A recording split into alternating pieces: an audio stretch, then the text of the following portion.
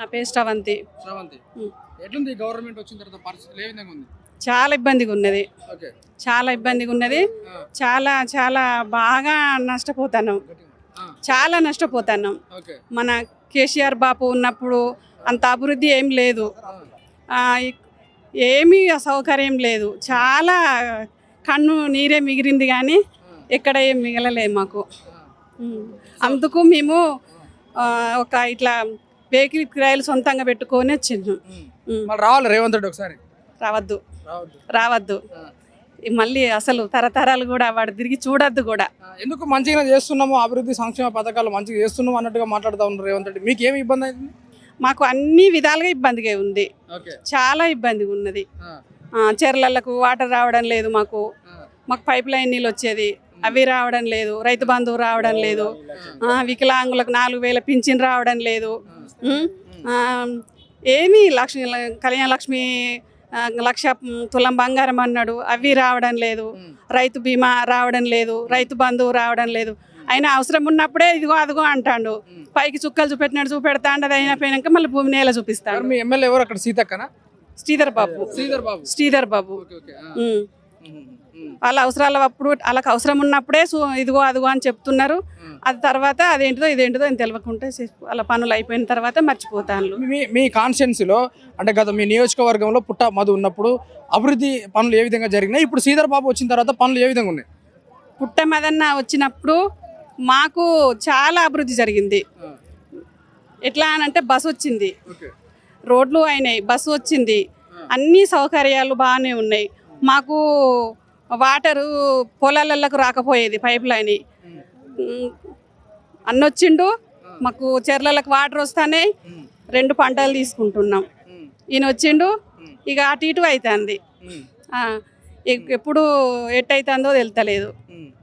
ఇట్లా మళ్ళీ మీ రాబోయే రోజులలో మళ్ళీ ఒకవేళ శ్రీధర్ బాబు లేదంటే మీ ఎమ్మెల్యే అంటే మీ ముందున్న ఎమ్మెల్యే ఇద్దరిలో మళ్ళీ నిలబడితే ఎవరిని గెలిపించబోతున్నారు ప్రజలు? అంటే ఎవరి వైపు మొగ్గు చూపే అవకాశాలు కనిపిస్తున్నాయి? మదన్న గెలుస్తాడు, పక్కా గెలుస్తాడు.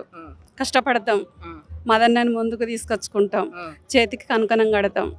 మా బాపు కేసీఆర్ రాగలుగుతాడు, ఇద్దరు వస్తారు, ఖచ్చితంగా గెలిపించుకుంటాం. కష్టపడతాం, గెలిపించుకుంటాం. నీ పేరేం పేరు? నా పేరు లక్ష్మి అండి. మాది మహాముత్తారం మండలం కనుకనూరు గ్రామ పంచాయతీ, నేను గ్రామ సర్పంచ్ మాజీ. అక్కడికి వెళ్ళి మేము వెహికల్ కిరాయి పెట్టుకొని మేము కేసీఆర్ కోసం ఇక్కడికి వచ్చినాం. జగిత్యాల సభ చూడడానికి వెహికల్ కిరాయి తీసుకొని వచ్చినాం. మనిషికి లేదు, మా ఇష్టపూర్వకంగానే వచ్చినాం. మేము అక్కడి నుంచి రావాలంటేనే బాబు కేసీఆర్ని చూడడానికి ఇక్కడికి వచ్చినాం. కలవాలని మేము అనుకుంటాను కానీ మాకు కలుపుతాడు, సార్ కలవలేడు కదా, కలవలేడు కాబట్టి మేము చూసైనా ఆనందించడానికి వచ్చినాం, ఉత్సాహంగా వచ్చినాం. ఇంకా మా బాబు కేసీఆర్ గారు చేసిన పనులు బాగున్నాయి. మా ఊరు బాగా మారుమూల ప్రాంతం, అట్లాగే రోడ్లు లేకపోయినాయి, నీళ్లు లేకపోయినాయి, ఇంకేం లేకపోయింది. మాకు రోడ్డు హాస్పిటల్ పోదామన్న రోడ్లు ఇట్లా ఏం కలవాట్లు, వాగులు, వంతెలు ఏమి కట్టి లేకపోయినాయి.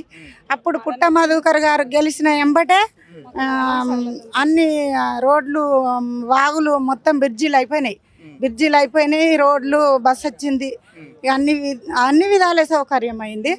మా ఊరుకు నీళ్ళు లేవు, అట్టి ఎండిపోతే మేము బాగా జంగల్ ఎంబడి చీపురు కోసినాం, కోపిరి కోసినాం, ఆకులు కోసినాం, ఇప్ప పూలు ఏరినాం, బంక తీసినాం. మేము ఎస్టీ కోయేవాళ్ళం. మేము అన్ని విధాల కష్టపడి అడవి మీద బతికినాం.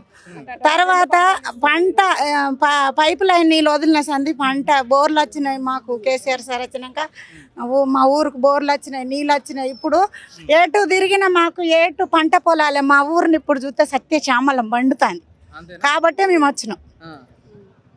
కేసీఆర్ 10 సంవత్సరాలు అభివృద్ధి చేసినందుకే అంత పచ్చగా ఉన్నది మీ పంట. అంత పచ్చగా ఉన్నది, అంత బతుకుతానా. మేము వేరే ఊర్లో పొంటి కూళ్ళకు పోయినాం, పత్తులేరా మిర్చీలకు మకాం వేరే ఊరు దగ్గర పోయి బతికినాం, బాగా కష్టపడి బతికినాం, పిల్లలు నిడిసబెట్టి కూడా పోయి బతికినాం. పాములనక పురుగులనక రాత్రి అనక పగలనక గుడ్డేలుగులల్లా పెద్ద పుల్లల్లా పోయి కష్టపడి చేసొచ్చినాం. కాబట్టి ఇప్పుడు మా బాబు కేసీఆర్ వచ్చినాకనే మా బతుకులు మారినాయి. శ్రీధర్ బాబు మీ నియోజకవర్గంలో గెలిచినప్పటి నుండి మీ పరిస్థితులు ఏ విధంగా ఉంది? 2 సంవత్సరాలు అయితే ఉన్నది కదా. బాబు మాకు 5 టర్ములు గెలిచిండు. 5 టర్ములు గెలిచినా కూడా మాకు అదంతే, ఎక్కడేసిన గొంగడ అక్కడే ఉన్నది. ఇప్పుడు ఐటీ మినిస్టర్ మాకు 2 సార్లు మినిస్టర్ అయిండు. మాకు అక్కడే ఉన్నాయి. మా ఊర్లో ఒక బిల్డింగ్ లేదు, ఒక భవంతి లేదు. మా ఎప్పుడు ఎన్టీఆర్ సార్ ఇచ్చిన గుడిసెలు తప్ప మాకు వేరే ఇండ్లు లేవు. మేము అందులోనే జీవిస్తాను. మాకు ఇండ్లు లేవు, జాగాలు లేవు, ఏమి లేవు. అంతే, ఏం చేయలేదు సార్. రోడ్ వేసిండా జంగల్ని మేము ప్రజలం అందరము గొడ్డెన్లు పట్టి పిల్లలని తల్లులం కలిసి డ్రమ్ములలో వాటర్ కొంటపోయి నరుక్కున్న లైన్ మీద పెట్టి రోడ్డుకు పెద్ద చెట్లు నరుకుకున్నాక మేము మట్టి పోంచుకున్నాక మా పుట్ట మదన్న గారు వచ్చి దానికి రోడ్డు చేశారు. రోడ్డు చేసిండు, బస్సు తీసుకొచ్చారు. మేము కాటారం నుండి కనుకునూరు నుండి కాటారం రావాలంటే 3 రోజులు పట్టేది. 3 రోజులు పట్టేదన్న. 3 రోజులు పడితే కాటారం నుండి ఆజ్మనార్లో ఒక నిద్ర, ఆజ్మనార్ల నుండి పెగడపల్లిని ఒక నిద్ర, మళ్ళా నుండి కనుకునూరు పోయేసరికి 3 రోజులు పట్టేది. ఇప్పుడు 30 గంటల కాటారం వస్తాను. మాకు అలాంటి అభివృద్ధి జరిగింది బాపు వల్ల, మా అన్న పుట్టమదన్న వల్ల. ఇప్పుడు మీ దగ్గరనే ఉంటది కదా మేడిగడ్డ. ఆ మేడిగడ్డ కూలిపోయిందని చెప్తా ఉన్నారు, కుంగిపోయిందని చెప్తా ఉన్నారు. అది కూలిపోలేదు, బానే ఉంది. నీళ్ళు ఎందుకు వస్తాయి? మాకు పంటలు ఎందుకు వండుతాయి? 2 పంటలు ఇస్తాను. ఇప్పుడు ఇది ఏప్రిల్ నెల, ఇప్పుడు చూసినా తాజా పంటలు ఉన్నాయి, చాన్లల్లో పంటలు ఉన్నాయి. ఇప్పుడు కూడా మొక్కజొన్న, వరి అన్ని పొలాలలోనే ఉన్నాయి. మేము ఊర్లోనే పుట్టినాము, ఊర్లోనే పెళ్ళిళ్ళు చేసుకున్నాము, అక్కడే పడ్డాం. మేము చిన్నప్పుడు మా పరిస్థితి వేరే రకంగా ఉన్నది. మన కేసీఆర్ బాపు వచ్చిన కాడికి వెళ్ళి వేరేగా పోయింది. అప్పుడు ఎండ కొడితే ఎండేది, ఆన కొడితే నానేది తప్ప మాకే మార్గం లేదు అప్పుడు. ఇప్పుడు ఇట్లా కాలు తీస్తే ఇట్లా పొలాలకు వాటర్ వస్తాయి.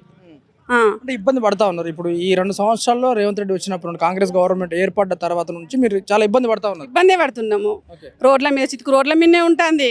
కరెంటు, వీధి లైట్లు లేవు, ఏమి లేవు.